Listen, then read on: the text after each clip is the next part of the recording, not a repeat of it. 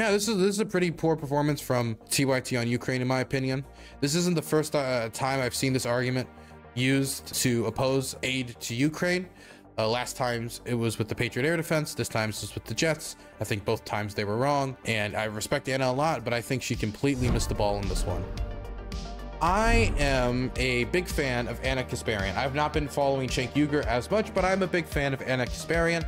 I appreciate the efforts that she has made to not really reach across the aisle, but make sure to go onto other platforms to put forward a progressive vision. I appreciate people on the left wing of the United States, who go out there and are willing to, you know, scuffle a little bit in favor of our ideas, because I think our ideas on the American left are strong. I think they're strong ideas, but there's something that I've disagreed with Anna on for a while, and that is aid to Ukraine. Now, I haven't done a segment on this, specifically this, yet. I have seen something that I disagreed with Anna on before, and it's when she was talking about Patriot air defense systems. I think it was about a month or 2 months ago, they released a segment where they were talking about aid to Ukraine, and when the topic of the Patriot air defense systems came up, which Ukraine had been requesting for months in order to control the skies above Kiev, control the skies above Kharkiv and cities across the country, to not only protect their military targets, but civilian targets as well. Or there's no such thing as really a civilian target, as in you don't target civilians, but the fact is that the Russians have been targeting civilians in Kiev and Kharkiv and all these areas, and they wanted to protect, you know, apartment buildings, hospitals, and Patriot air defense, in their mind, could contribute to it. And she commented on this saying, well, Patriot air defense systems are actually not that good. She cited a few news articles about Patriot air defense systems not having the best performance in certain conflicts. I think it was in the 1990s. I think it was in the Gulf War, and that was that. And that kind of rubbed me the wrong way, because I don't think she really made enough of an argument to argue that the Patriot air defense system, which the Ukrainians were arguing for, would not help in Ukraine's case. I didn't say anything at the time because I wanted to wait and see how the Patriot air defense systems performed on the ground. I knew it smelled fishy when she said that. And then the Patriot air defense systems came to Ukraine, and they were extremely effective. I'm in the Kiev area, and I can tell you they have been extremely helpful in protecting civilians and military targets in the Kiev Oblast, but also in other locations across Ukraine. They have shot down hypersonic missiles, which the Russians have bragged about not being able to get shot down, and they have protected the Ukrainian airspace. They have done exactly what their role was to do, and they've done quite a lot with just, I think, 2 to 3 Patriot air defense systems. Mind you, they would need 20 or more than 20 to cover the entirety of the country to protect all of the areas that need to be protected, but they were able to do a lot with just the few that we provided them. And so I think that at the end of the day, Anna Kasparian did not take into account exactly how much the Ukrainians wanted this. They were requesting it from the outside. Zelensky wanted this, so saying that the main priority here seems to be the profit of the military-industrial complex, and these are not really that effective. I think that came from a position that was very America-centric and did not concentrate on what the Ukrainians said their needs to protect their airspace was, because the Patriot air defense system is obviously now fulfilling that need. So she missed on that, but that was just like one instance. And so I didn't feel like we needed to have a segment on it. But now they've released another piece over at TYT, this time reacting to the recent decision by the United States government to greenlight F-16 deliveries to Ukraine. Now, when I say greenlight F-16 deliveries to Ukraine, what a lot of people online have interpreted this as is the United States is now going to send F-16s to Ukraine, costing billions of dollars. That is not the case. That is not what has been approved. That might happen in the future, but as of right now, all the United States decided was that F-16s are now allowed to be sent to Ukraine, meaning countries like Norway, Denmark, I think Portugal, Poland, Greece, all these countries that have F-16 fleets or aging F-16 fleets from 20, 30 years ago, as is the case with Norway, can send their F-16s over to Ukraine to be used by the Ukrainian Air Force after a period of training, which the United States is now estimating should take around 4 months from an internal Air Force evaluation. That 4 months, by the way, is going to become important later once we watch this video. That is what the decision is about, and I am in support of the decision. While I do believe the main focus of American aid should be sending artillery. It should be sending the logistical capacity to support said artillery, the logistical capacity to support the M1 Abrams, and sending M1 Abrams, sending armored vehicles, giving them everything necessary to conduct a successful counteroffensive. Whether this war ends a year from now, or this war ends 2-3 years from now, no matter what happens, or even if this war ends tomorrow, Ukraine is going to need capable fighter jets, capable modern fighter jets to protect their airspace. They've been going through war for 8 to 9 years now without the ability to properly control their airspace. And so this war of terror has been going on for a while, even if it's been intensified in the last year and a half. And I think the Ukrainians have a right to live with an airspace controlled by their military. So these bombs that are blowing up grocery stores, killing 22 people, apartment blocks, all these locations, they need to be protected as long as the war has no end in sight. And even if the war does end, they need to be able to control their airspace in case the war starts again, which, considering the Russians' track record, is a real risk depending upon the peace treaty that is eventually negotiated. No matter who wins what. So I think we need to send the F-16s eventually, no matter what. And I think with the recent discovery that it's only going to take 4 months, around 4 months generally, that's an internal estimate, to train these Ukrainian pilots on F-16 systems sooner rather than later. So maybe they can get them by the end of the year, by fall, for example, which would be extremely useful in protecting their airspace, which again, should be a priority for anybody with humanitarian concerns about the amount of civilians that are being killed by long-range Russian rockets that are tearing apart Ukrainian cities. So that's my position, even if it hasn't been my #1 priority. And one of the concerns which I share with the Biden administration has been that if we gave F-16s, they would make up such a large portion of the allocated aid that we can give them, the amount of money that we can send, that it could take away space that should be used for munitions and artillery guns and armored vehicles, stuff that a lot of countries could provide, but Ukraine desperately needs right now because this war has been a war of artillery. Okay, now let's get into the segment. I think I've rambled enough. Agreed to allow Ukrainian pilots. Okay, let me turn. I had this on 1.5 speed. Let's go back to normal speed. President Biden has informed the G7 allies here that the United States has agreed to allow Ukrainian pilots to begin training to fly American-made F-16 fighter jets. This move represents a major reversal for Biden and a wish fulfilled for Ukrainian President Vladimir Zelensky, who has pleaded for F-16s for months. Oh, goody, an escalation of war. Now, in this case, as you heard in that report, the Biden administration will now allow our European allies to transfer American-made F-16s to Ukraine, something that was considered a red line by the Biden administration previously, especially when we're dealing with another nuclear power, Russia. And of course, Vladimir Putin has responded to this by threatening nuclear war with the United States, which is unsurprising. It's not the first time he's done it. But, you know, maybe sending over offensive weaponry to Ukraine, not the best idea.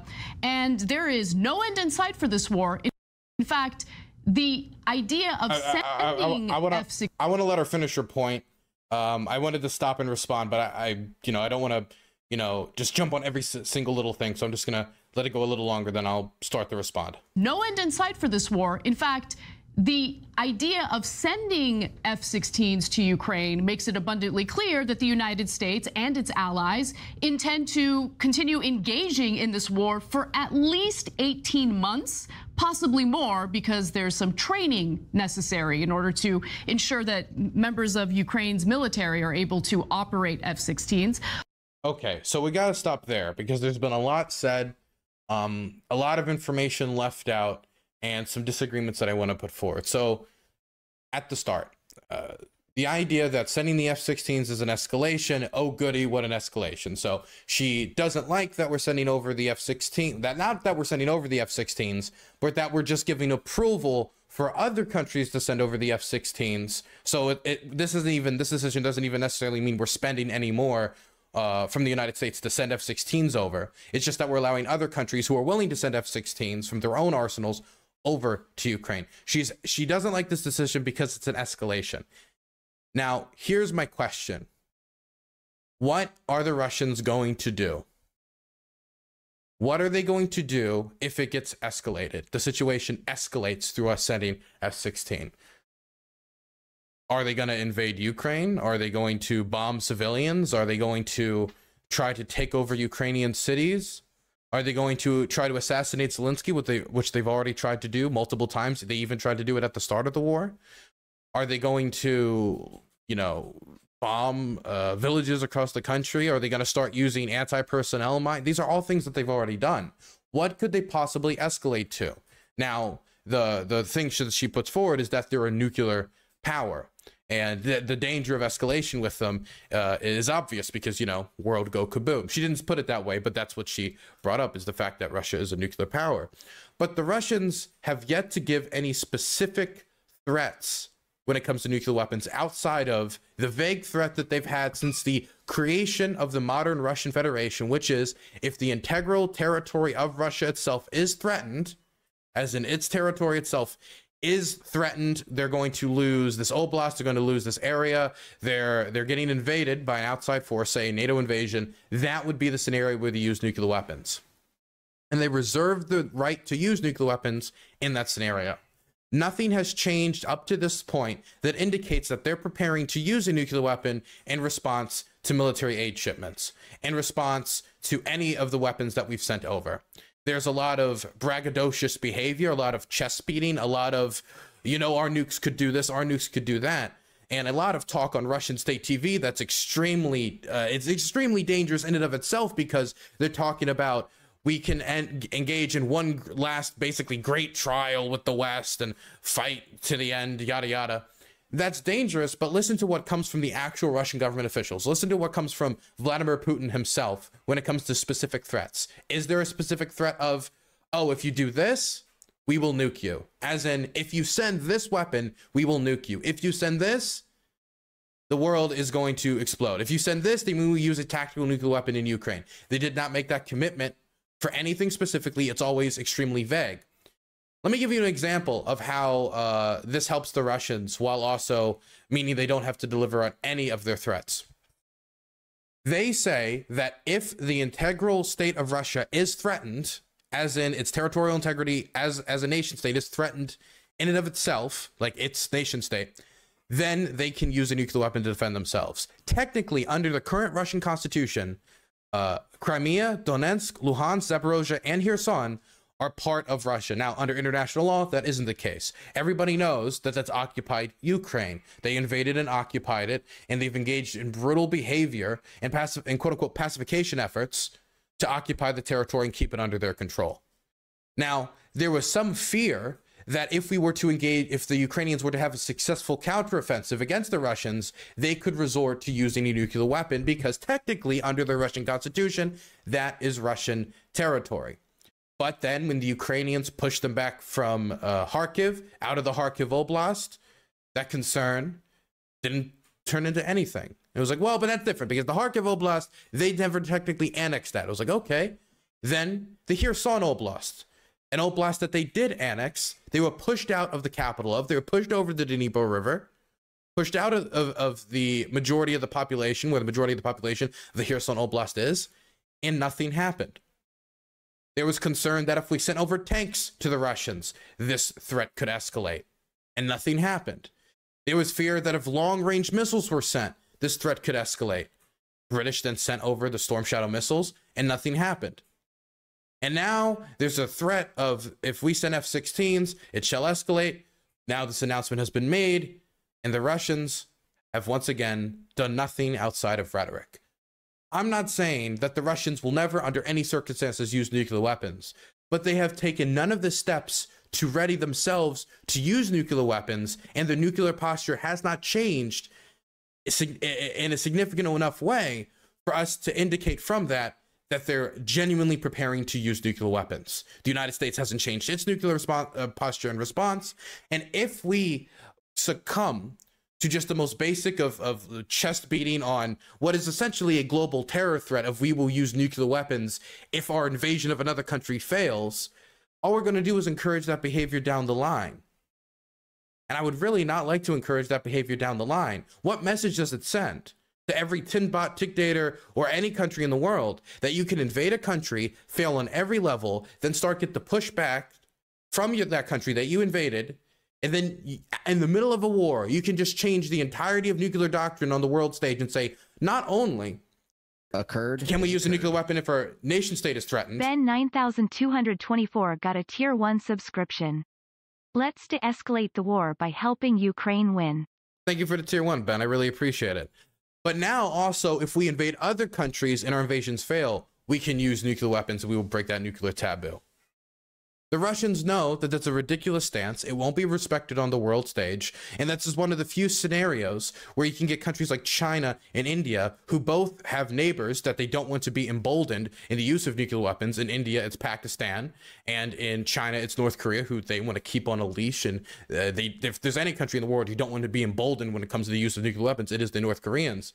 I am not convinced that by us continuing to support the Ukrainians, that's necessarily the decision that's going to make the world better when it comes to strategic balancing with nuclear weapons. I am not convinced of that, because I think if we secede to this demand based purely upon just nuclear saber rattling, that's just going to encourage that behavior in the future, and the Russians will become more reliant on it, and therefore they will do it more in the future. And then if it fails in the future, they might think, oh, well, it worked last time, all we have to do is double down on it.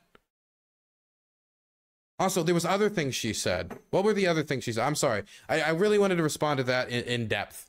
Sending F-16s to Ukraine makes it abundantly clear that the United States and its allies intend to continue engaging in this war for at least 18 months, possibly more, because there's some training necessary in order to ensure that members of Ukraine's military are able to operate F-16s.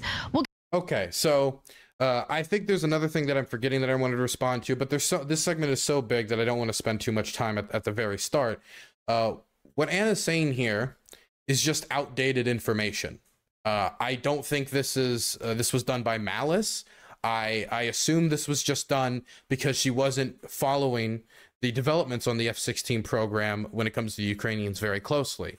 I think this is about a week old, and this was something that I believe, and a lot of other people believe, helped prompted the United States to reverse on this decision of sending F-16s to Ukraine.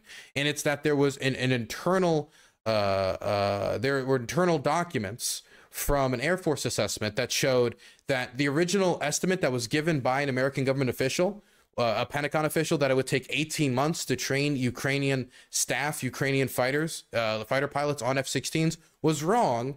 And after taking two Ukrainian pilots who have a lot of experience with, for example, Su-29 aircraft, they took them to the United States. They had them operate in flight simulators for a few weeks, and they determined that it would take Ukrainian pilots about 4 months to train on F-16s. 4 months is a long way from 18 months. That means Ukraine could get these shipments in the fall, not late or mid 2020, like late 2024, which the 18-month assessment would be pushing. It would take almost 2 years for Ukraine to get the F-16s out in the field being used under those estimates, old estimates. So I don't think this is from a position of malice. I don't think that she's being purposely dishonest or anything. I just think that she doesn't have this more up-to-date information, but it's interesting though, because she does go on about this a while, but later, Cenk very briefly for like 5 seconds after Anna builds a large argument based upon this 18th month projection, he briefly mentions other estimates say 4 months, who knows what's true, which is strange because it's the American government that originally said the 18 months, and now it's an American government review, which actually took Ukrainian pilots and tried to put this into practice, and they found out, oh, it would actually take a lot less time, about 4 months, roughly around 4 months. And he says, oh, how do you know it's true? Well, I think I would side with the information that they went out and actually had to do an assessment for, which they took Ukrainian pilots and worked with them in actuality and seen how they adapted to the use of the F-16 in comparison to the Su-29 aircraft and the other jets that they've been using, the other aircraft that they've been piloting. And a lot of these pilots, when pushed through a sped up program, like many Ukrainian military has had to do for their service, like a lot of the deminers that I filmed with in Ukraine had to do for becoming deminers, they had to speed up their course from 6 months to 1 month to become a deminer. So isn't that crazy that with the Ukrainians showing time and time and again how adaptable they are, how they speed up their course programs, that they would be able to do it in 4 months instead of 18 months after they actually sit down and do the assessment. So the assessment that you should align with isn't just the one-off statement from an American official saying 18 months. It should be through the actual internal review that was done very quietly, due to the fact that it could be potentially damaging to the Biden administration if it was done very loudly and then they stopped and they didn't stop F-16s. They found out it would actually be very easy and they didn't send the F-16s. It was done very quietly. We should go off of that assessment, not the 18-month estimate that was delivered months ago. We'll get to all those details in just a moment. Now, Ukrainian President Vladimir Zelensky has been asking for F-16 since the beginning of this war, and the United States, under Biden's leadership, had refused to do so. They saw it as an escalation of war. The next video has some more details on this. The F-16, the backbone of the U.S. air fleet, can travel twice the speed of sound, drop bombs on ground targets, and fire air-to-air missiles. Ukraine believes these planes provide a distinct advantage in the skies, enabling them to shoot down incoming cruise missiles and fighter jets, fending off Russia's punishing air assaults. But up till now, providing F-16s has been a red line for President Biden, reluctant to provoke an unpredictable escalation from Russia. Still, in a February interview with David, Biden did leave the door open just a crack. We know President Zelensky continues to say what he really needs are F-16s. Will you send F-16s?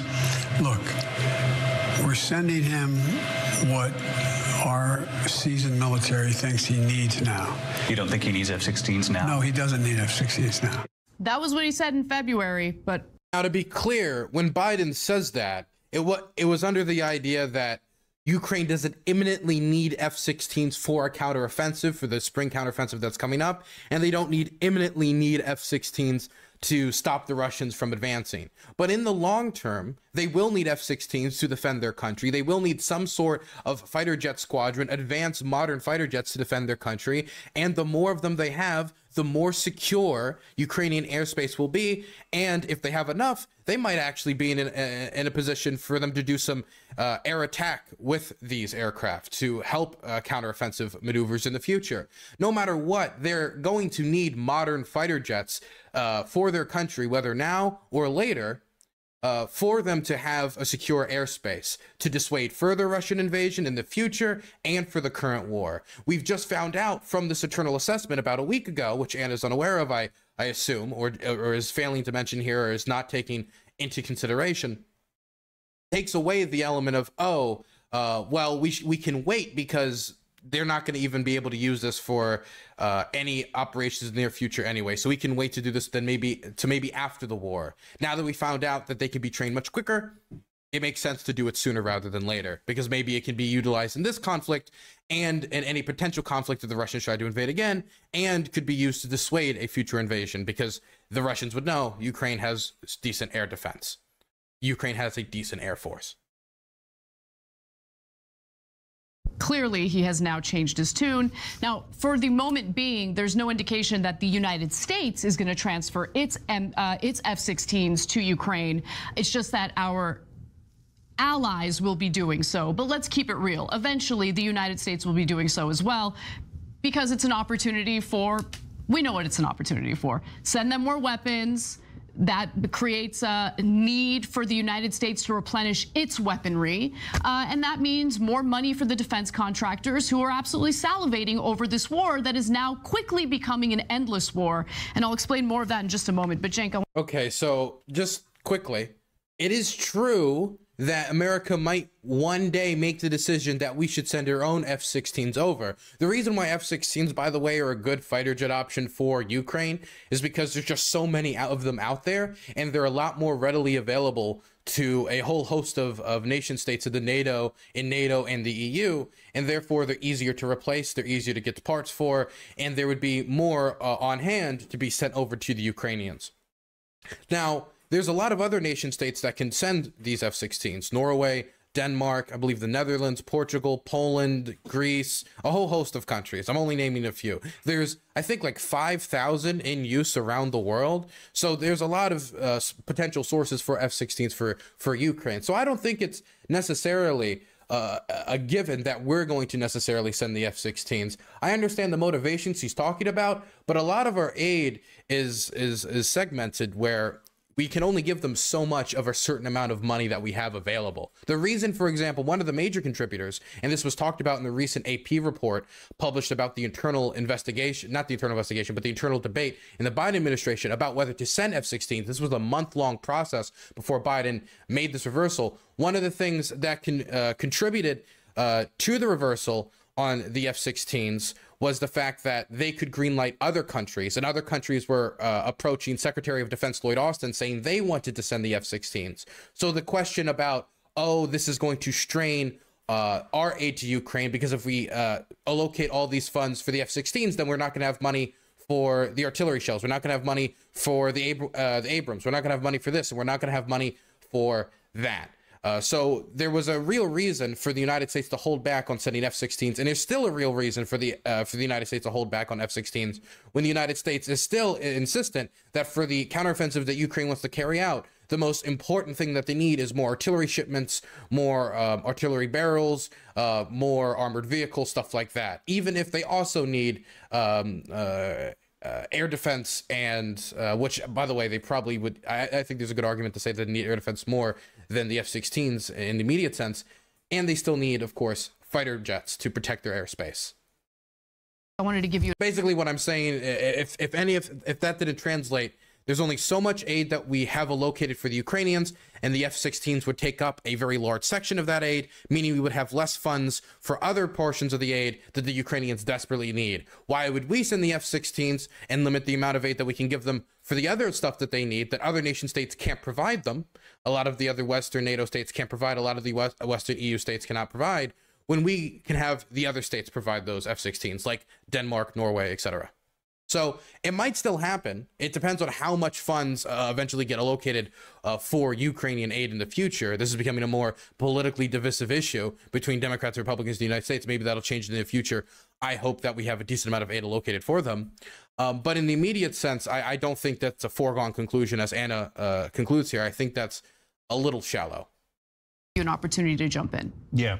So, guys, the administration is partly worried about it because it's an escalation.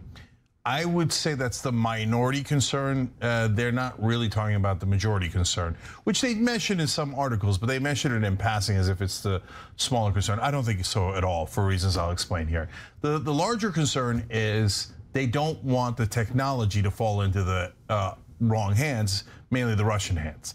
Because it's one thing for the Ukrainians to have an F-16, it's another thing for an F-16 to get shot down in area controlled by Russia, where they could then just take the F-16 and reverse engineer it, right? And so now you might think, well, okay, that's a real national security issue for us because the F-16s are excellent and it's a rare thing we do right in the US military in terms of technology. And so that could be a national security problem for us. Yeah, maybe that's a little bit of a concern too. But the larger concern is the people that sell the F-16 don't want anyone else to be able to produce cheaper F-16s without going through them. This is, okay, let them finish, but this is very confusing to me. I.e. the defense contractors. You know what? That is the most important part of the story, guys. Yeah. I mean, God forbid that these defense contractors, these military these military-grade weaponry manufacturers have some competition. I mean, that's the real war we should be concerned about, Uygur. Exactly.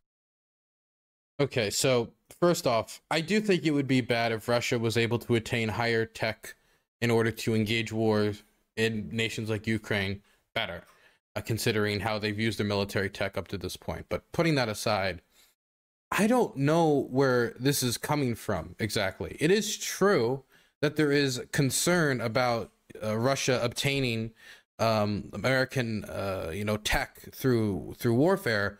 But the fighter jets that would be sent, the F-16 fighter jets, are like 20 to 30 years old. For example, let's say Norway agrees to send fighter jets, F-16 fighter jets. They're one of the countries that might do it. Or Denmark or Netherlands, any of these countries. The jets that are going to be sent over have been on the market, have been out there for about 20, 30 years. So a lot of the more advanced tech that the United States is most concerned with stopping the Russians from capturing and getting, it's just not in these models. That's not to say that there's nothing in these models that the United States would be upset if it was captured. But also these models have mechanisms in them where they'll wipe a lot of the information that could be stolen from them in a situation where it's shot down. Maybe, I mean, I guess there's a scenario where the jet could malfunction and it doesn't wipe. I would have to do more research into that, and then it could achieve something. And I guess that's a concern, but that really hasn't been a major concern that I've seen expressed in any of the reporting from the internal debate at the Biden administration about, oh, well, the defense contractors are saying they're concerned about this, because there's two positions that are trying to coexist on this TYT segment. The first position from Anna is that, well, we're going to eventually send F-16s from the United States because the defense contractors just want to make more money, and so we're going to send F-16s from the United States because of the defense contractors' profit. But then you pass it over to Cenk Uygur, and Cenk Uygur says, well, actually, the biggest concern about sending F-16s fighter jets is the information that can be taken off of them. The defense contractors are scared.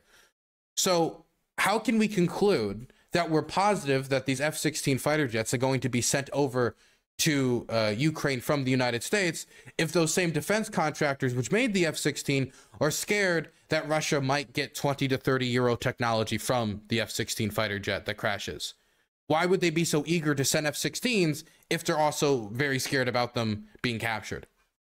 I mean, is it a concern? Yes, a small concern, but I have seen nothing asserting that it is the largest concern of the Biden administration or the largest concern of any of the parties involved. I haven't seen that whatsoever. Exactly, but isn't it interesting that the media doesn't mention that? No, it's not interesting. It's the most expected part of the story. What is, okay, that confuses me, because again, Anna said earlier that we're going to send F-16s, even though that has not been confirmed yet. She knows that we're going to send F-16s from the United States to Ukraine because that's what's profitable for the military-industrial complex. But then also she's saying, in response to Cenk saying that the military-industrial complex is concerned about sending F-16s because of the information that can be taken from them, now she's saying, oh, well, that's expected. Well, if that's expected, that they would be concerned about sending F-16s due to the information that could be taken off of them, why are you so positive they're going to send the F-16s? Man, I really, I'm going to keep a lot of my thoughts to myself, you know, out of diplomacy, but I don't understand a lot of the logic that went into the segment. Imaginable. Yeah. Oh, by the way, we went through the same thing with the M1 Abrams tank earlier in this war. And so the defense contractors are super nervous about their beloved technology, which they have now, you know, taken billions, if not trillions of dollars off the hands of U.S. taxpayers and taxpayers in Northern Europe, et cetera. That technology falling into hands that would allow them to not have a monopoly on those. Also, can I just quickly say, the Russians already have a lot of this information that would have, I guess, been groundbreaking information if they captured it like 20 years ago. They've already gotten a lot of this information through like sabotage and stuff like that, through just like, you know, spy work. I was told by somebody I was asking about this before tonight's show that they might have also looked at an F-16 that was in Venezuela at some point. I'd have to go do more research into that. But you can even see, and I think it was the what was it, what do they call it? It's the new like Russian like super plane that they're talking about. What's it called? I think it's the Su-35, or their newer aircraft that the Russians are trying to produce or trying to say is the new super plane. They take a lot of components off of the F-16. So that already shows that they already have a lot of this information readily available to them. Anyway, let's continue. It's the Su-57, sorry, not the Su-35, the Su-57, thank you. Weapons, okay? And so that's the iceberg of this story that no one else is talking about. By the way, also true of the so-called Pentagon accounting error that you might have heard about. We're going to talk about that later in the show. Now, John Kirby, who's a spokesperson for the White House, sat down for an interview about this new decision to allow for F-16s to be sent to Ukraine. And the big question is, you know, doesn't the Biden administration see this as an escalation of war? Why the 180 on this topic? Well, he claims no, not at all. Let's watch. Just a short time ago, the Kremlin responded, calling this a, quote, colossal risk. President Biden's concern from the very beginning with providing F-16s was that it could potentially escalate this war. What assurances does the U.S. have from Ukraine that they won't use these F-16s to fire into Russia that could widen this war? I will tell you, Peter, we have had multiple conversations with the Ukrainians about the risk of escalation here. Nobody wants to see World War III. And we have made it clear that we're not going to encourage or enable Ukraine to strike inside Russian territory. Now, the Ukrainians have been very honest with us and very forthcoming and quite frankly, very responsible when it comes to the kind of support we're giving them, not using that to go inside Russia. Cool. I'm sure Ukraine would never do any type of offensive attack or would never even consider attacking Russia. Yeah. Well, no, I mean, that's not necessarily true. I don't think anybody ever said that Ukraine would never consider attacking Russia. The question is about Ukraine using, for example, if we were to give them long-range missiles that could strike in locations like Moscow, whether they would use that technology for that or use it to reclaim their own country, if America made explicit requests for them to only use it in Ukraine because of the diplomatic consequences, and whether Ukraine would buck these promises to Americans if they wanted to, or whether they would be willing to buck those promises. That is the situation that would exist with F-16 deliveries.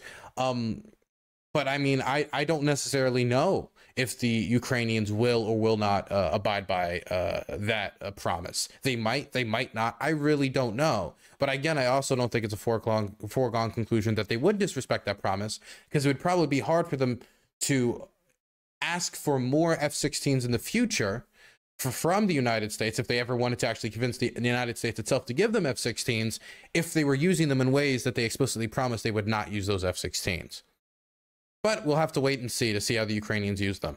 They can certainly use them enough in their own country as it is. Except here's a story that broke today.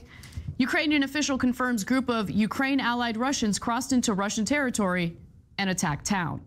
Hey, it's Russian separatists, Ukrainian-backed Russian separatists in Belgorod establishing the Belgorod People's Republic.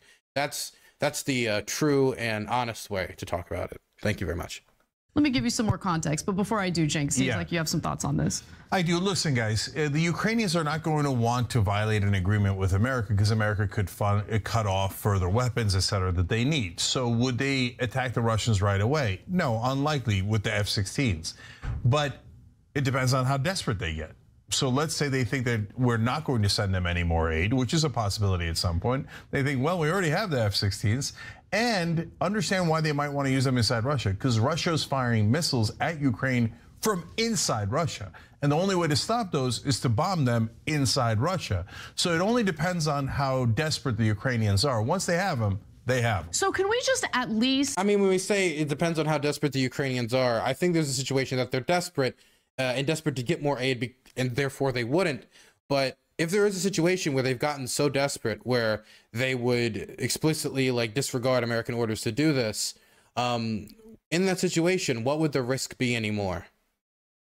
Because if the Ukrainians are under the impression that America's not going to send any more aid, then it would probably also exist in a world where the Russians are under the impression that America's not going to send any more aid. Let's say Donald Trump presidency, Republicans control Congress, Marjorie Taylor Greene, for whatever reason, actually builds a strong enough coalition to stop aid. If this is the scenario that exists, why would the Russians then, knowing that that's the situation and the international support that Ukraine used to have goes away, why would they then use a nuclear weapon or Ukraine's use of F-16s on their territory, escalate the war to an atomic level?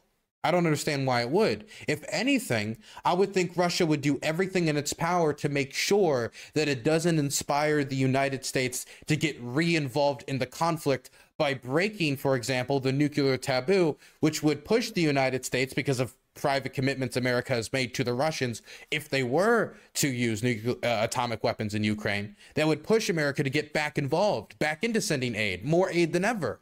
And it could cause the Chinese and the Indian governments to withdraw any economic dealings they're having with the Russians in relation to energy exports, or not aligning with a energy price cap, which is devastated Russian energy export profits. So I don't understand why this scenario would be a large risk for an atomic confrontation if America is backing out of supporting Ukraine. Why would Russia make a move then that would get America right back into the conflict, more supportive of Ukraine than ever? Be blunt about how this is an escalation of war?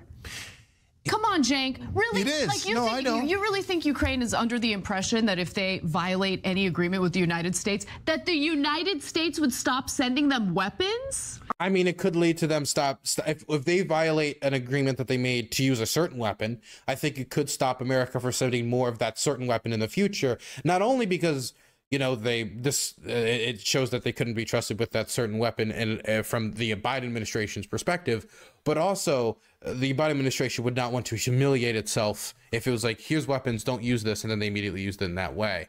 But that isn't it. I guess it would depend. We'll have to wait and see. We just have to wait and see. I don't want to pretend to be, you know, a crystal ball looking in here saying this is exactly how Biden will respond in this situation, because it would depend what was the situation that led to them using the F-16. What was the confrontation? Was it just an a Ukrainian F-16 confronted a Russian Su-29 somewhat inside Russian airspace? I don't think that's really going to change anything. Was it an F-16 strike on Moscow itself? They literally tried to blow up the Kremlin? Well, I think that is a situation that could change America's stance on providing F-16s during this war.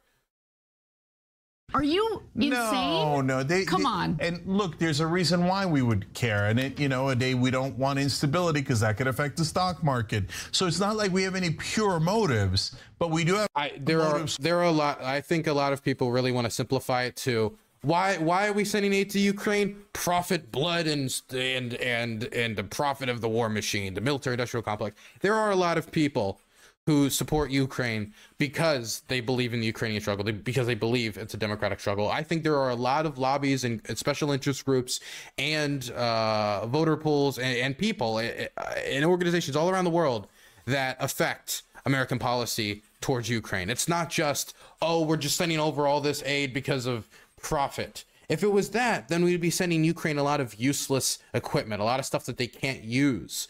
Which Anna was trying to make the argument for that with the Patriot air defense systems. Last time I was critiquing TYT for something like this, and I only did it briefly on stream, didn't make a segment out of it, didn't think it deserved the segment. But that's not the case. We were delivering Ukraine the stuff that it requests for its own defense. So I don't think it is simply just, oh, we're just throwing money into the giant burning money pit for the profiteers of said money pit. I think, of course, profit affects everything under capitalism, including the weapons defense industry, obviously the weapons defense industry, but profit and making money off of war has been a thing since the inception of warfare itself.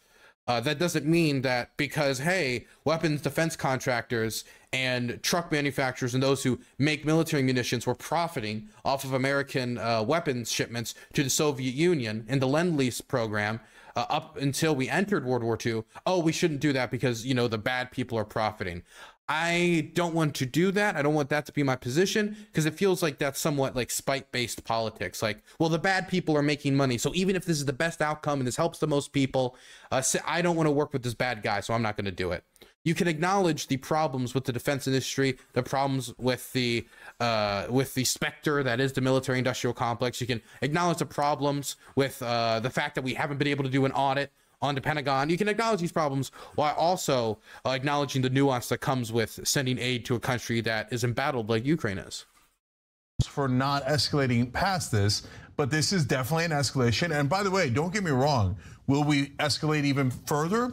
It's enormously possible. This is a disaster. But I'm sorry. I won't laugh anymore. But that one really got me. This is a disaster. And then all I can think about in my mind is the missiles that these are going to intercept, that we're going to hit, that we're going to get kindergartens, going to hit apartment blocks, and are going to enable the Ukrainians to defend themselves against a war of annihilation. More. To me, I interpret this as much differently than TYT interprets this. Also, when he says, "Are they going to escalate it further?" What could we do to escalate it further? What's the next move that America does? What's the next thing that we send them that escalates it further? It feels like any time we try to give the Ukrainians the tools necessary for them to defend themselves against the Russian invasion, it's always called an undue escalation. But if the Russians are invading them, that is the largest escalation that anyone has done for the entirety of this war, and we are simply giving the Ukrainians what is necessary to defend against that Russian escalation. It wouldn't, for example, it wasn't a terrible escalation for the Lend-Lease Act in the lead up to World War II, even though we were sending them munitions and stuff like that, because the biggest escalation, the most important escalation, the escalation that needed to be dealt with was the invasion of Poland, was the invasion of France, was the invasion of Belgium, Denmark, and all these other countries. So, I mean, for me, calling it an escalation in comparison to what the Russians did in invading Ukraine in the first place, I mean, it could be true in a technical sense, but also not worth that much mentioning outside of the Russians are going to be mad about this. They can't really do much about this.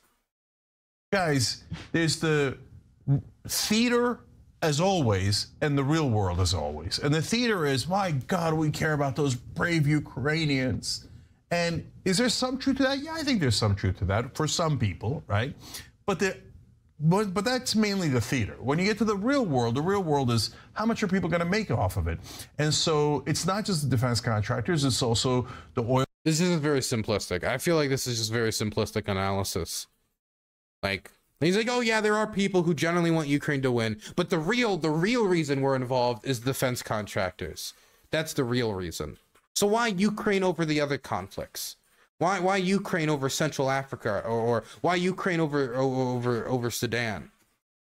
Why are we supporting Ukraine specifically? And that's when you get into the geopolitical nuance of the situation. That's when you get into the ideological struggle that's going on in Ukraine. We can talk about the effectiveness of Ukrainian lobby groups, the effectiveness of Ukraine's ambassador. We can talk about the effectiveness of Zelensky's message. We can talk about the popularity polling around the issue of Ukraine, and that the majority of Americans still want to send aid to Ukraine. The majority of Americans still support Ukraine, right?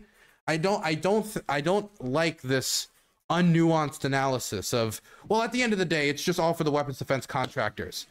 But when there are other reasons that these weapons are being asked for, if it was only for the profit of the weapons defense contractors, then why are the Ukrainians, who should not care at all how much money Raytheon makes at the end of the day, making these requests for the Patriot air defense systems and the F-16 fighter jets? They're making it because they need it for their own defense.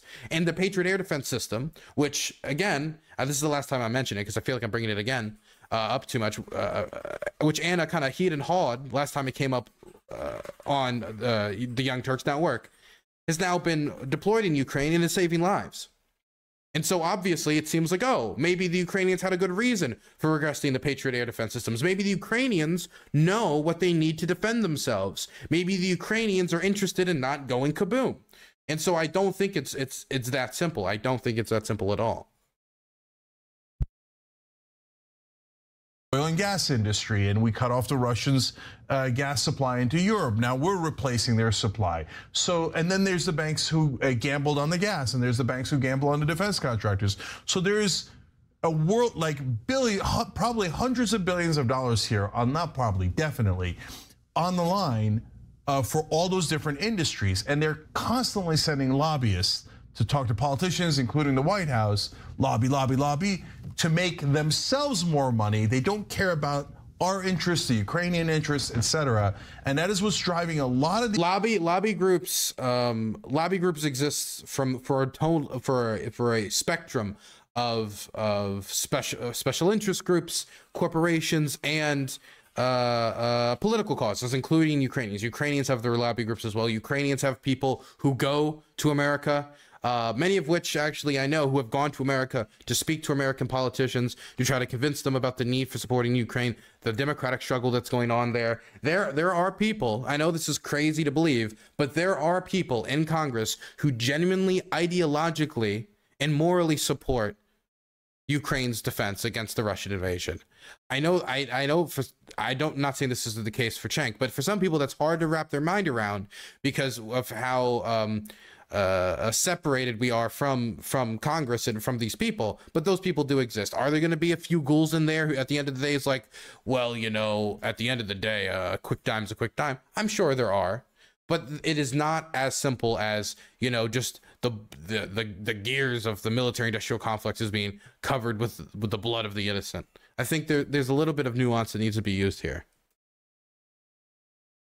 These decisions, while the press puts on a play about humanitarian this, you know, America's worried about escalation that, when in reality, most of the decision makers are worried about how much money everybody's going to make. Let's discuss the decision makers, shall we? Namely, the national security advisor who played a key role in persuading Joe Biden to allow for the transfer of the F-16s to Ukraine.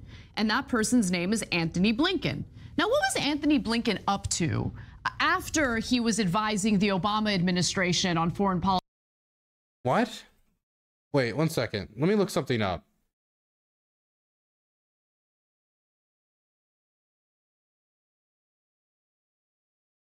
No, I'm right. She's wrong. I think this must have been like a slip of the tongue or something. But the National Security Advisor is Jake Sullivan. Antony Blinken is the Secretary of State.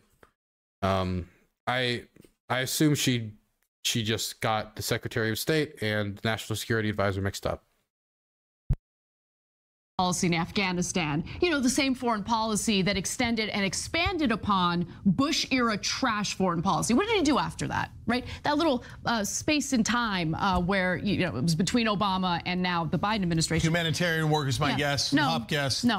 Working with the homeless. No interest in that. In fact, he was part of a consulting group specifically having to do with getting defense contractors in the same room as government officials. No, really? In essence, lobbying for defense contractors between government jobs?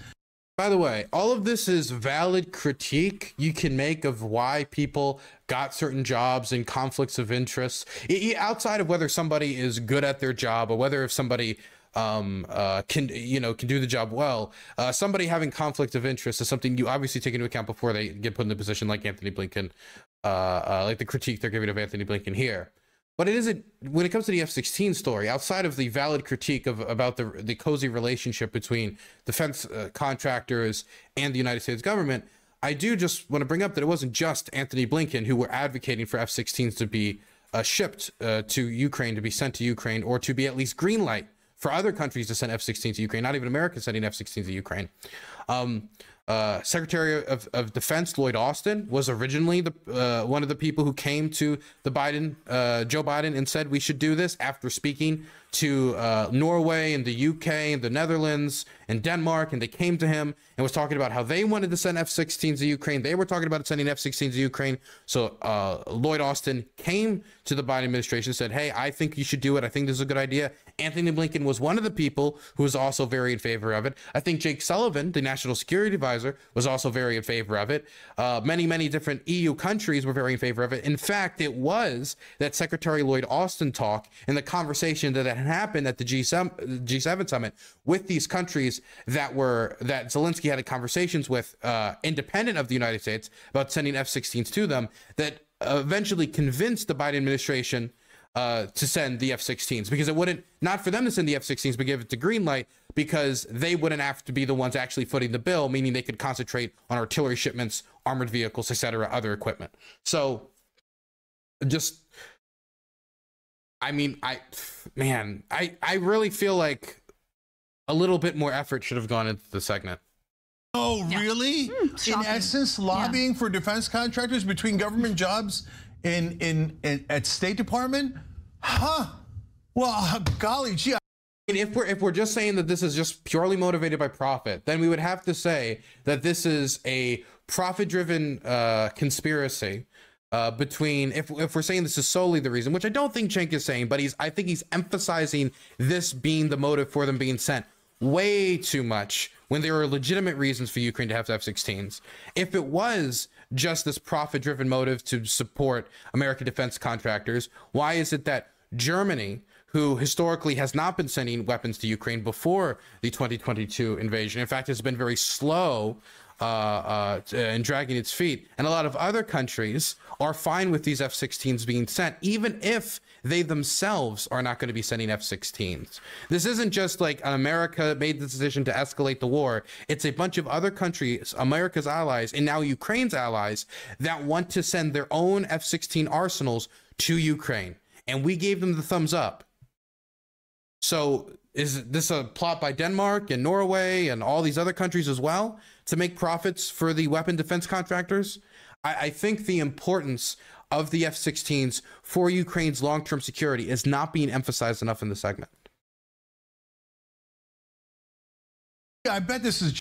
By the way, I think I said Poland earlier to send over F-16s. Does Poland have F-16s? I believe Poland does have F-16s. Or... there might be getting F-16s, because I remember Norway wants F-35s. Poland doesn't have F-16s. I think they have they do? Okay, they do have F-16. Okay, so I was right earlier. Somebody in chat was just tripping me up. Giant news to the people in Washington, and the reporters are going to clamor to cover this obvious conflict of interest. So as Washington Post reported, let's go to graphic 5 here. Blinken played a similar role when NATO was at an impasse over whether to provide modern tanks to Ukraine. At the time, Germany was hesitant to approve the transfer of Leopard 2 tanks, a roadblock that was overcome when Blinken pushed the White House to approve the transfer of M1 Abrams tanks over Pentagon reluctance. Now, prior to Blinken serving as Secretary... By the way, I also want to throw out there that it wasn't just America who thought that Ukraine needed modern tanks. Ukraine was asking for modern tanks. Poland had already sent, what was it, hundreds upon hundreds upon hundreds of like T-64s and other types of tanks for them to use in service. So did other countries. Even Morocco sent some of its old tank fleet over to Ukraine at after America asked them to, after some negotiations that went on. America was not the only country sending tanks over to Ukraine. In fact, I think it was actually the British that were the first to send modern Western tanks. They sent modern Western tanks first, and then we actually followed the British afterwards. And it was after we followed the British that the Germans gave the thumbs up for Leopards to be sent, and then sent their own Leopards. So again, it's not just the United States giving thumbs up to this for like the blood of the innocent to be shed for the profits of the military-industrial complex. I don't think that's a fair analysis, because there's all these other countries that are also sending these tanks while Ukraine is actively asking for these tanks. So I think there is a lot of good reason for these tanks to be sent as well, and there's not enough attention being given to that. And how it's being painted currently, if I didn't know really anything about these tanks being sent or these F-16s being sent, I would think, oh wow, it seems like the reason all these tanks are being sent, the real motive behind everything is profit. When there are legitimate security interests at play, there are legitimate interests in Ukraine defending itself at play when it comes to the tanks and when it comes to the F-16s. Of State for Biden's administration, Blinken ran a defense-related consulting firm known as West Exec. In fact, when Biden tapped him to be part of his administration, I remember researching this and writing a piece on this because I thought that there was, you know, some conflicts of interest here. And surely with the development of this war in Ukraine, the conflicts of interest are pretty brazen and pretty obvious. So West Exec did not respond when asked for a list of its clients, but according to people familiar with the arrangement, they include Shield AI, a San Diego-based company that makes surveillance drones, and signed a contract worth as much as $7.2 million with the Air Force to deliver artificial intelligence tools to help drones operate in combat missions. Blinken and Michelle Flournoy, another person who is close with Biden, have served as advisors to Pine Island Capital, which raised $218 million for a new fund to finance investments in military and aerospace companies, among other targets. So Blinken has a history of working on behalf of defense. Again, I think this is all a good critique of Blinken specifically being given the job outside of any skill set or ability to do the job that he might have. But he, again, is not the only person who was pushing for this. He was one of many people pushing for this. Even if I was to say that Blinken's only reason for pushing this wasn't because he believes in what's going on in Ukraine, or he was convinced that there's legitimately security interests to do this for the Ukrainians or for Europe or for the Transatlantic Alliance or anything. Even if I was to completely accept that Blinken himself only supported this because he wanted to profit for these companies, he wanted these companies to profit, even though I think some of the companies that are even being talked about here, none of them are profiting specifically from this. Putting that aside, though, all of these other people, all these other actors wanted the tanks to be sent, wanted the F-16s to be sent. So I think we're hyper fixating on one person. We could talk about that one person, but when we're talking about why there's objection to the F-16s being sent, I don't think this is a particularly strong argument. Contractors and getting them sweet deals with the federal government. And that's exactly what I see here. I see this as an opportunity to make money for these defense contractors. It's pretty disgusting because I don't trust, do we really trust the Pentagon when they can't even pass a single financial audit? They haven't passed one. Do we really have trust and faith in them in regard to where the military weaponry is ending up? Do they have a full accounting of it? No, of course not. Don't be ridiculous. Okay. And so all of this is to enrich. But I do want to say that while they do not have a list, I do believe there is actually lists online where they can say specifically, this is what we're sending, right? Them identifying that each specific item of military use was used out in the field, they have not done that. It's very difficult to do that for a lot of reasons. A lot of times when it comes to danger for American personnel to be present when these are fired, it's also difficult to request a lot of these units that every time when they use, for example, one of these like shoulder mounted munitions, that they record it and send it back. But also, I do want to put out there that we have no evidence as of right now, after this war has been going on for over a year and a half, of there being any large-scale fraud from American aid. That doesn't mean that we shouldn't be keeping a better eye. That doesn't mean that maybe we should deploy more American personnel to monitor that aid. That's something I would be in favor of. But a lot of my contemporaries would also possibly be against that because they're against American personnel being in the country. But I'd be in favor of for aid inspection. But we still have yet to have any evidence of large-scale fraud from American military aid being sent. Those folks. But guys, at the same time, the Ukrainians should get our help. And the Russians definitely invaded them, and they were definitely wrong. And it is definitely an imperial exercise. And so we're stuck in the middle ground here, where we want to help.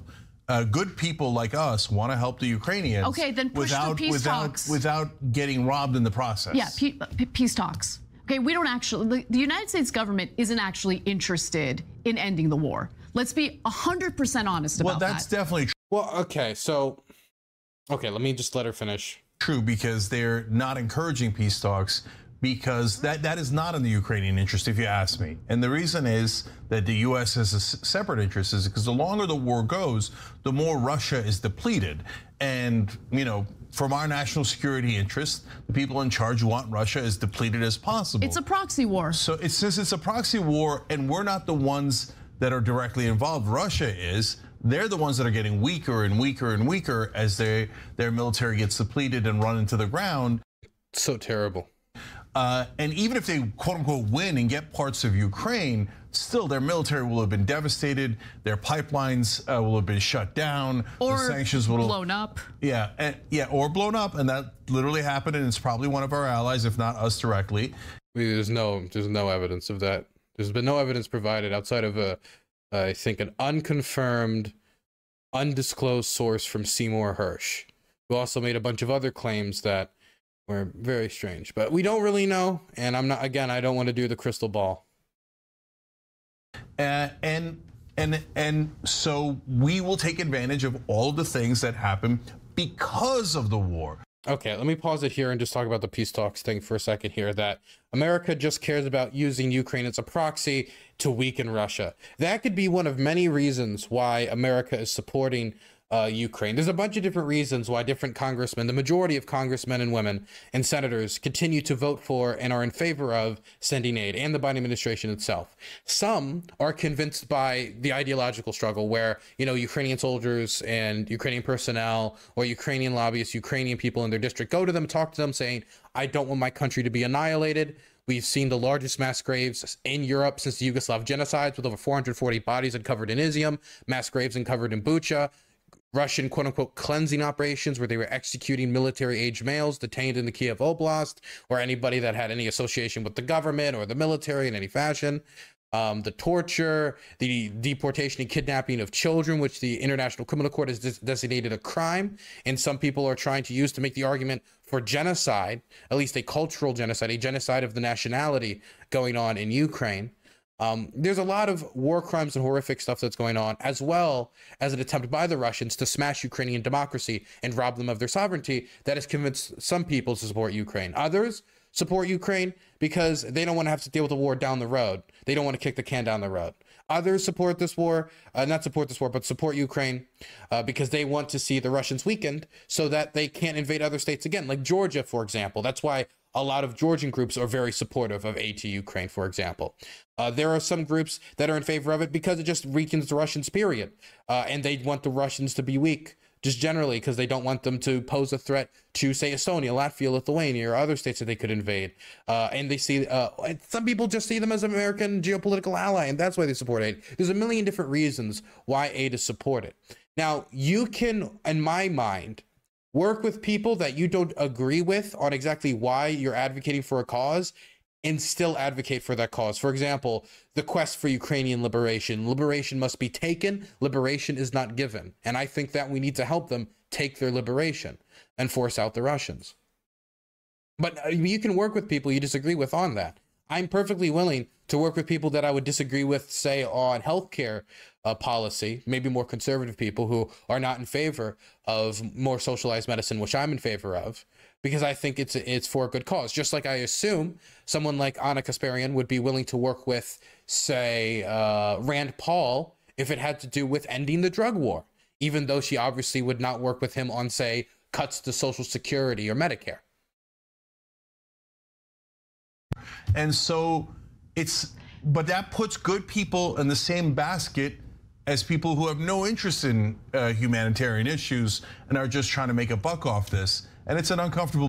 And I completely forgot, when it comes to negotiating a peace deal and saying that these people don't know what's really what's really good for the Ukrainians and not doing what's really good for the Ukrainians. The vast majority of the Ukrainians want more weapon shipments. That's just undeniably true.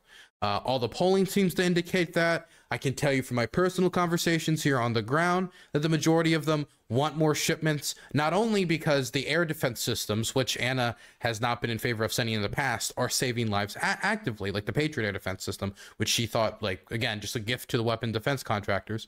Same argument that's being used here. But also because they want to liberate their villages that they have been displaced from. They want to liberate the villages where torture and mass graves are being filled and torture is being done. They know that if the contact line freezes and a ceasefire is negotiated and this issue isn't resolved now, this could mean that Russia engages in basically a Russification campaign, which it is already engaging in, as they're trying to force people to accept Russian passports. They're getting rid of Ukrainian cultural items and statues. They are forcing they are forcing the closure of a lot of Ukrainian schools, kidnapping children to be sent to Russia to Russify the children. That's where the ICC has brought out allegations of mistreatment for these children, how they've been kidnapped from a war zone outside of international law. They're engaging in an active Russification campaign and trying to deport people who disagree with their rules, and have been open about on Russian state TV about actively advocating for the purposeful displacement of Ukrainian people. Right? This is also why people, a lot of Ukrainian activists, are very assertive of using the word genocide. because the purpose of the campaign is to wipe away the Ukrainian national identity from all this territory and replace it with an enforced by law Russian identity that can come with torture or extrajudicial killings if you do not fall in line with, or displacement, deportation, or other legal repercussions. There's people across Ukrainian occupied territory getting arrested for literally just having a yellow and blue jacket. And it doesn't even have to do with Ukraine. The jacket's just yellow and blue. And the hysteria has gotten so crazy. You play the Ukrainian national anthem, good luck with that. And so obviously, when it comes to wars, it's not always, well, you know, this side has good points and that side has good points. For example, the Civil War, there was one side that was wrong and there was one side that was right. And you can, I guess, if you wanted to debate, if somebody wanted to debate that with me, they could. But that a lot of times is the case. That doesn't mean it's always 100% this side, 100% that side. For example, during the Civil War, there were bad things that the Union did when it came to Georgia or other locations, even if we meme about Sherman all the time. But at the end of the day, the Americans needed to win in order to not only stop slavery, but keep the Union united. And we talk about Ukraine. The Ukrainians need to win in order to acquire their own liberation and protect their people from the abuses of what is basically a mafia state that has been set up in occupied territory, led by literal criminals like Denis Pushkin. I think it's Pushkin.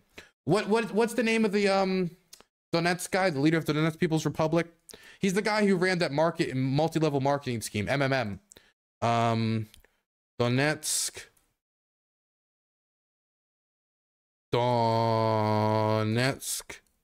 People's. There it is. It is led by yes, Denis Pushilin, literal criminal, or former FSB agents. So the majority of Ukrainians want to win the war, and currently, if they were to sit down and negotiate with the Russians, they would not evacuate Ukrainian territory, and that is something that they see as non-negotiable, and I understand why they see that as non-negotiable. And so if the Ukrainians are willing to deal with the suffering that will occur in any counteroffensive, the loss of life for their own liberation, just like the Algerians did against French colonialism, just like many other forces did all around the world, I think they should be given that opportunity. Ultimately, when we talk about what is best for the Ukrainians when it comes to negotiating terms for this war, I think that's up for the Ukrainians to decide. To be in. And keep in mind that this is solidifying the alliance between Russia and China. So while this is a proxy war and the thinking among the State Department is that this is weakening Russia, it is also strengthening its relationship with China. I should also note that China happens to be one of the countries that is pushing for peace talks, but the United States, because of its interest in wanting to weaken Russia, is really unwilling to push for that. The other thing I want— Well, the Ukrainians also, being one of the parties involved, seem to have made clear that until China really commits to, the liberation of Ukrainian territory, being a precondition for negotiations, for a negotiated settlement, it's going to be hard for them to work with them. Just like the Russians have said that their starting position, the unnegotiables, is the annexation of Crimea, Donetsk, Luhansk, and Kherson. Wanted to mention is that the United— Well, the difference being, of course, that one actually is Ukrainian territory and the other, vice versa, is not Ukrainian territory. I mean, Russian territory. States intends to continue this war for at least 18 months, if not longer. Already brought this up. She's working on outdated information. And even if it was true that it was 18 months, there could still be reasons for the Ukrainians to have F-16s, as they're going to want a modern aircraft, a modern air force after this war is over, to dissuade from another invasion from the Russians, or if the Russians do invade again, to defend themselves again, because it wouldn't be the first time that the Russians invaded. If you don't believe me, take a look at this final video. President Zelensky has been begging for them for more than a year. President Biden has resisted until this point. So what changed? Nothing changed. I mean, we have been evolving our support for Ukraine as the war has evolved. And when we're talking about fighter aircraft, that's really not designed to help us in the immediate future here with the counteroffensive. The training alone, John, could take 18 months, the defense secretary. Well, that's again, that is working on, that is old information that has been contradicted by the same government that put out that information as of 6-7 days ago. Again, working on old info. That's an initial estimate. And that's even what he says. That's an initial estimate. But now that's no longer the case. As the war has evolved, we've also started to have conversations with the Ukrainians about long-term defense needs, because when this war is over, whenever that is and under what conditions, they're still going to have a long border with Russia. They're still going to need significant defense support. So at least 18 months just to train the soldiers in Ukraine how to use the F-16s. At least 18 months. By the number one, again, she's working on out-of-date information. But number two, she just said, her argument, she made this from the start, was that if we're sending F-16s, meaning that America is planning for this war to last more than 18 months. But then when we watch the interview where this information is being put out, the American official explicitly states that there still could be a reason for them to have F-16s because they're going to need this once the conflict is over. Saying exactly what I said earlier. So I don't think this is evidence at all that we are expecting the war to, that we are planning for the war to last that time. We should be ready for if the war lasts that time, and the F-16s would help them be ready for that instance. But that doesn't mean that we are completely like writing off the idea of the war ending anytime sooner, depending upon the success of Ukrainian counteroffensives and, you know, the quote unquote spring counteroffensives that everyone's been hyping up and talking about, or a counteroffensive early next year that could occur next spring as well. Again, we should be ready for if the war does last over 18 months, but that is not what that American official said. There is a legitimate reason for Ukraine to have F-16s once the war is over. Obviously, Ukraine has shown why it needs a dependable, strong military force. So no end in sight. Let's just be absolutely clear about that. And in those 18 months, I'm just curious, how many times does the Biden administration intend to tap Congress to appropriate hundreds of billions of dollars more to assist in the war effort in Ukraine? Yeah. Well, we haven't sent hundreds of billions of dollars to assist in the war effort in Ukraine. I don't know where she's got that number from. I think American military aid to Ukraine is somewhere between like 35 to like 45, maybe like max like $50 billion. I don't know where the hundreds of billions of dollars come. I think maybe if you include supplements, which is our replacements for that equipment, which should not be included as aid because we're not giving it to them, and you also include humanitarian aid and like other financial, maybe you could get somewhere vaguely in this range. But when it comes to military aid, this is just not true. by the way, simultaneously nickel and diming the American people, right? Right now, Biden is engaging in negotiations with Kevin McCarthy to raise the debt ceiling, and he is seriously considering work requirements for Americans who are so poor, who are so poverty-stricken that they would need to do prove that they're looking for work or engaging in work in order to get welfare benefits that they clearly need because they're struggling financially. So nickel and dime the American people, continue this now new endless war with Russia. It's a proxy war. By the way, I really don't like how American commentators use the word proxy war, because it really feels like it robs any and all autonomy from the people that are on the ground fighting. Which, if you go to the Ukrainians and ask them why they're fighting for their country, they're fighting for their homeland, they're fighting for liberation, they're fighting against authoritarianism, they're fighting for democracy. These are the things they're going to tell you. They're fighting to secure and protect the Euromaidan revolution. They're not fighting because, oh, the American masters told them to. In fact, when Euromaidan happened, it was against what American advisors wanted to happen. What they originally wanted was them to accept the negotiated settlement with the Yanukovych regime. But the Ukrainians have let's say, an independent streak, an anti-authoritarian streak, and they weren't putting up with it after Yanukovych tried to outlaw protesting. So, I think when you say proxy, a lot of people conjure up an image that is not including the autonomy of the people there who want to continue the struggle. I don't like it when American commentators use that word. It's just The total for everything for Ukraine is $75 billion in assistance, which includes humanitarian, financial, and military support. Does that also include the supplemental like replacements for ourselves?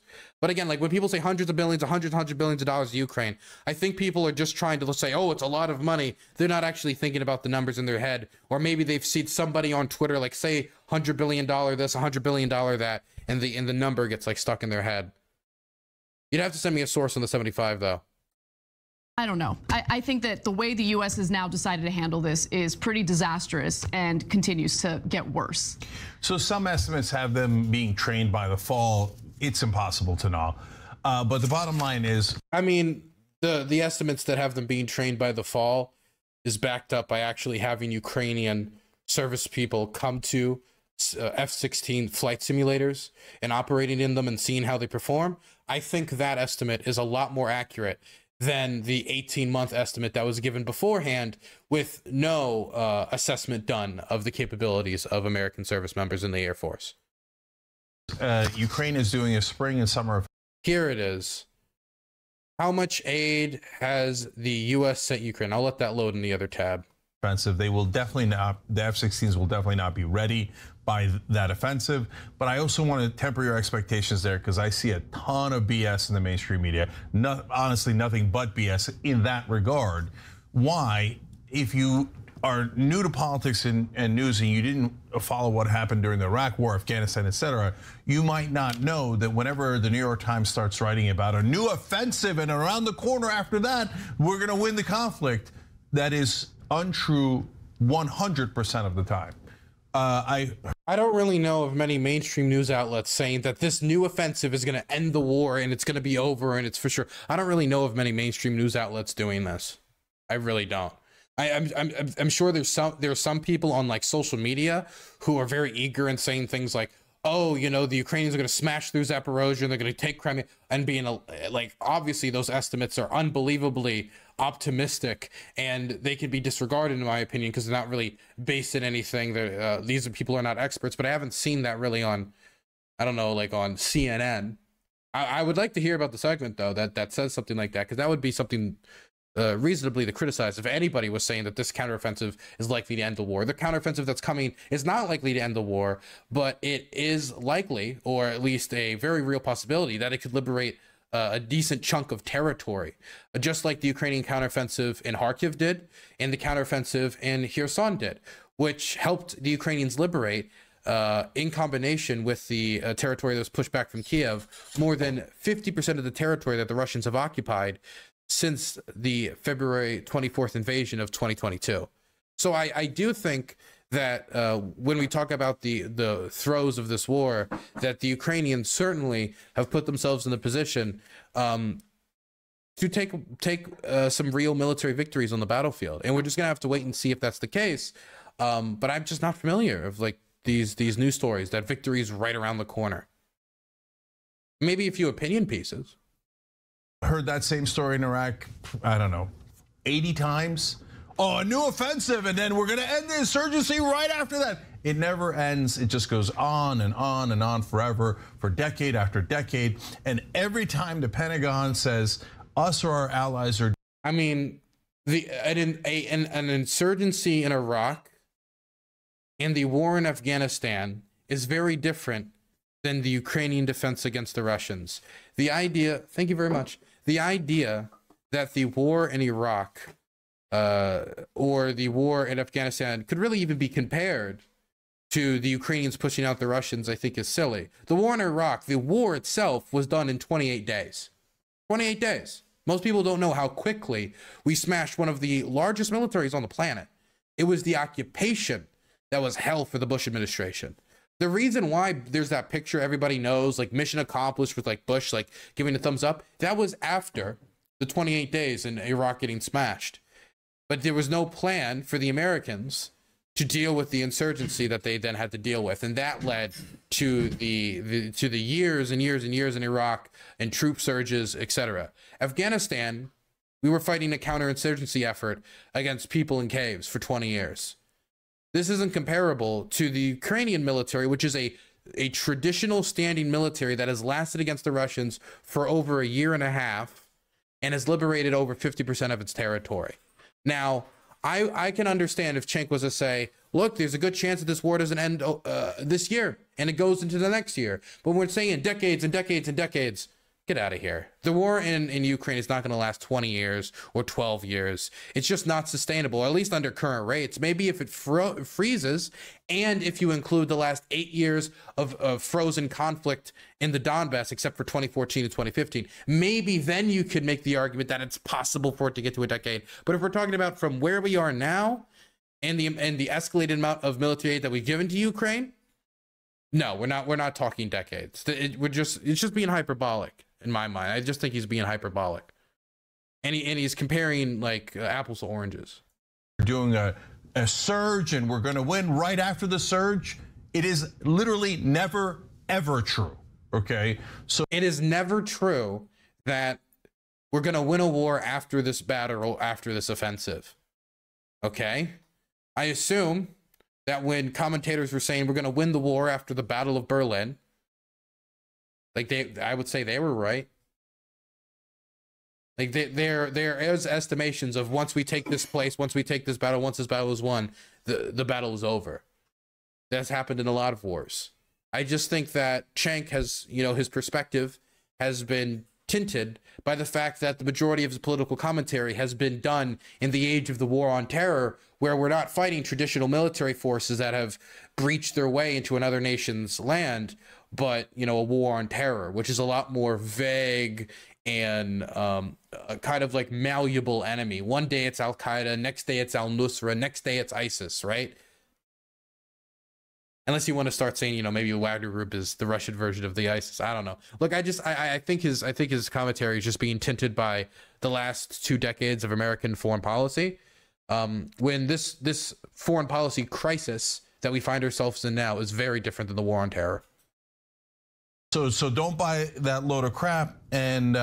And then the last point is, so as you saw him there, well, even after the war, we're going to have to keep sending them weapons. In other words, we found a nice little piggy bank here, and we're going to turn. I mean, I think that's shallow analysis from Cenk. I've already explained why. It's shallow to think that the Ukrainians all of a sudden, once the war ends, are no longer going to need guns. You want to be prepared for if war happens again. Depending on how this war ends, there is a real possibility that the Russians go back, lick their wounds, and try again once they've fixed a lot of the problems that led to their poor performance in this war, or they attempt to fix a lot of the problems that led to their poor performance in this war. The Ukrainians would have good reason to have a modern, strong air force. The Ukrainians have good reason to have a modern, strong military with good equipment, because they are one of the few nations on the planet that faces a legitimate threat of an invasion to annex and annihilate their identity. Turn this into not only their territory, but their identity in and of itself. One way of looking at it is Israel, where we're just going to give them billions of dollars in defense spending paid for by the American taxpayer. Great. And going straight to defense contractors who one day will probably hire me for millions of dollars. Oh, that's the part of the sentence he didn't complete, but is also definitely true. Which is great, because the U.S. economy is dealing with a surplus right now, just a wonderful surplus, and we have unlimited resources to spend on forever wars. Great. Thanks for watching The Young Turks. I mean, I don't want to get too nitpicky, but a lot of the equipment we've sent over is like 40 or 30-year-old equipment. A lot of the military equipment we do have that is not really the older equipment that we're not even making anymore anyway, is equipment that we actually 100% do have a surplus of. We do have a lot of Abrams tanks. We do have a lot of armored vehicles. We do have a lot of that. The artillery shells, it's a different story, and that's why we work, for example, with the South Koreans for them to supplement, I think, over 500,000 artillery shells in America's arsenal, so we can help the Ukrainians arm their M777 howitzers. Man, this is a really bad segment from TYT. It's not like, let me be clear, this isn't a pro-Russia segment. This is just a segment that primarily just focused on the military-industrial complex and hyper-focused on that, and it didn't really seem to take anything else into account into their analysis, and also relied on some incorrect data. So yeah, this is a pretty poor performance from TYT on Ukraine, in my opinion. This isn't the first time I've seen this argument used to oppose aid to Ukraine. Last times it was with the Patriot air defense. This time it's with the jets. I think both times they were wrong. And I respect Anna a lot, but I think she completely missed the ball in this one. Completely missed. Swing and a miss.